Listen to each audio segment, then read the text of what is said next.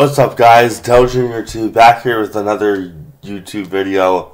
And if you want a way to make stubs this year, one way to do it is to look at the marketplace and flip stubs. So, just as an example, you can really do it with any card. So, if you look here, if you put a buy now order in for 53 stubs, and then once that goes through, if you put a sell order in for 105, they do take 10%, so you would only make 94 stubs, but since you only bought it for 53, you make about 40 stubs right there. And then that also works with other cards also, such as golds. So if I wanted to flip with gold cards, I would filter it to the minimum overall being 80 and the max being 84. And then you just want to look for a good gap since they do take 10%. So one thing that I find to be helpful, so Mitch White's order just went through, right? So I got it for 53 stubs, and then I'm going to sell it for 105. And then once that order goes through, I'll make a profit. And you can do this with anything from cards to the equipment to the perks to the sponsorships. Even stadiums work. So, just as an example with the stadiums, if you buy Tropicana Field at 83 stubs, and then if you sold that at 182, so one below, you get 164 stubs, but you paid 83, so you still make about 80 stubs right there. And then for the gold players, we gotta go to 80 to 84, and then you just pick one that has a good range.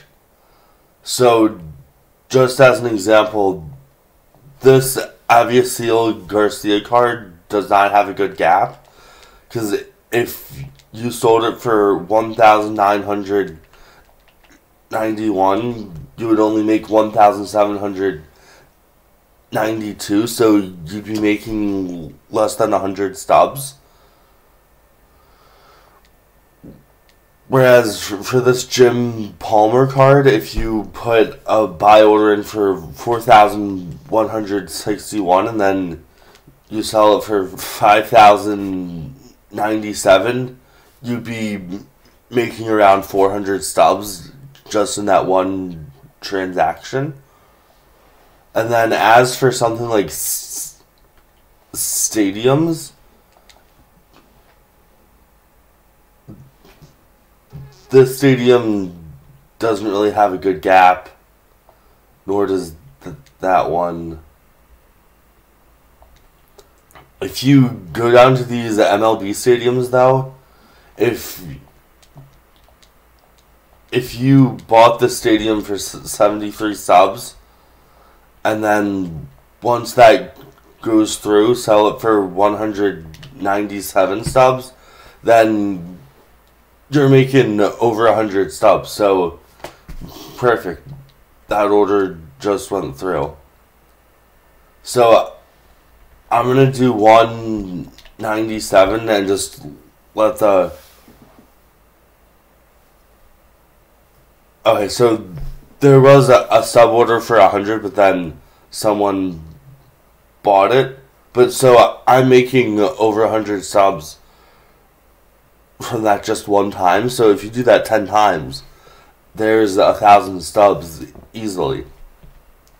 And then for equipment and perks, you once again just want to look for good gaps. One thing I'm noticing right now with the market is it seems like a lot of the gold items don't have good gaps.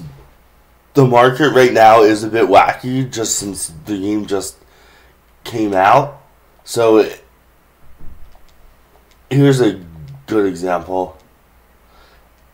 If you bought this card, which I do not have it, but if you sold it for 4,298, you would get 3,868. But if you only pay 2,170, then you're making over 1,000 stubs just with that one transaction.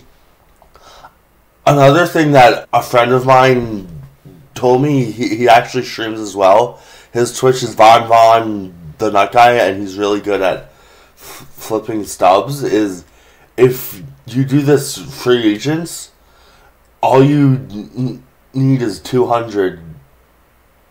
You get at 40 1 pack, at 85 packs, at 140 10 packs, and then at 200 a ball is a habit pack. But what he taught me, and I thought that this was really clever, is just buy the cheap common cards. Just as an example, Vince Fernandez, you can get him for 12 stubs dirt cheap. So like if you found 200 cards at 10 stubs, then that's 2,000 stubs. But when you collect 200, you get 3,000 plus all of those packs.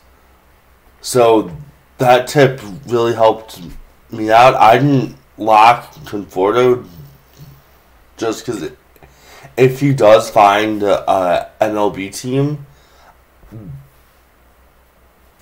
then he'll play, and then I could see him go gold. You can also do this with perks. So for the perks, the gap here isn't the best, but I'm sure if you go down lower, it's better. So here, just as an example with Control 3, if you buy it for 11 stubs, and then you sell it for 138, then you're making just over 100 stubs. So you do that 10 times, there's 1,000 stubs. It takes time, but it's definitely worth it. I got somewhat lucky and pulled Jose Ramirez, so I sold him for I think just over 30,000. So I sold him for 35,887, but that's the only diamond I've pulled so far this year. Thank you guys so much for watching this video. If you found it insightful and helpful, don't forget to like, and I will see you guys in the next one.